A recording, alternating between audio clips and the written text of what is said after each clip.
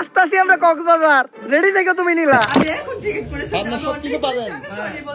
ছাপড়ি টিকটকারদের crush কক্সের queen গ্রামের চাচাতো ভাইদের আবেগকে রোস্ট করলো ওমর অন ফায়ার। রেডি থেকে তুমি নিলা। যদিও এর আগে অনেক রোস্টারই নীলাকে রোস্ট করছে, বাট তোমাদের সাইফুল ভাইয়ের কোনো আগ্রহ ছিল না এটা নিয়ে। যখন দেখলাম ওমর অন ফায়ার নীলার গায়ে মরিচ লবণ ছিটিয়ে দিছে, তখন ভাবলাম মশলাটা না হয় এখন আমিই মাখাই। This video it's not made for kids and you must use earphones.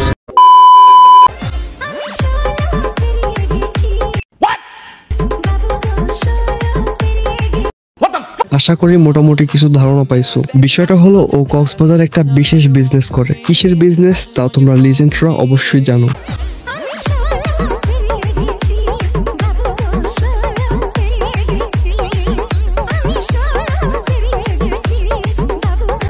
সুটিয়ে লাল করে দেবো, নোংরামি বার করে দেবো। ঠিক মতোই চলতেছিল তার ব্যবসা। প্রতিদিন নতুন নতুন কাস্টমারকে সার্ভিস দিয়ে ভালোই কাটতেছিল তার জীবন।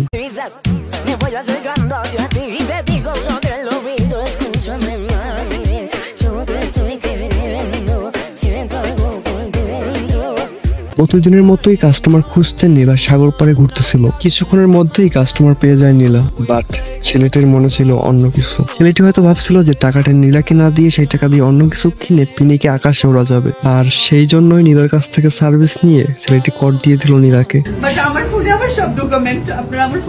একটা বিষয় কি, মানুষ তার কর্মের ফল ভোগ করবেই। এইসব অশ্লীল মেয়েদের জন্যই অন্যান্য কিছু ভালো মেয়েদের বদনাম হয়। আর সব থেকে বড় কথা হলো এই নীলার মতো মেয়েদের জন্যই আজ লাখ লাখ বাচ্চারাও নষ্টের দিকে যাচ্ছে। কারণ আজকাল অ্যাভেলেবল বাচ্চারা টিকটক ভিডিও দেখে, আর সেই বাচ্চাদের সামনেও কিন্তু এই ধরনের ভিডিওগুলো যায়। অতঃপর তারা কিন্তু এই ধরনের ভিডিওগুলো দেখে ভালো কিছু শিখবে না। এই সব কিছু বিবেচনায় রেখে বাচ্চাদের হাতে ফোন দিলে অবশ্যই ভেবে চিন্তে দিন। আর আমি মনে করি বাংলাদেশ সাইবার টিমের এই ধরনের আইডল লোকদের উপর কঠিন ব্যবস্থা নেওয়া উচিত। সো গাইস, আশা করি কিছু বুঝাতে পারছি। আজকে এই পর্যন্তই, দেখা হচ্ছে নেক্সট ভিডিওতে, তাই সাবস্ক্রাইব করতে ভুলো না। তো আর কি, ভালো থাকবে এন্ড ভালো রাখবে তোমাদের চারপাশ।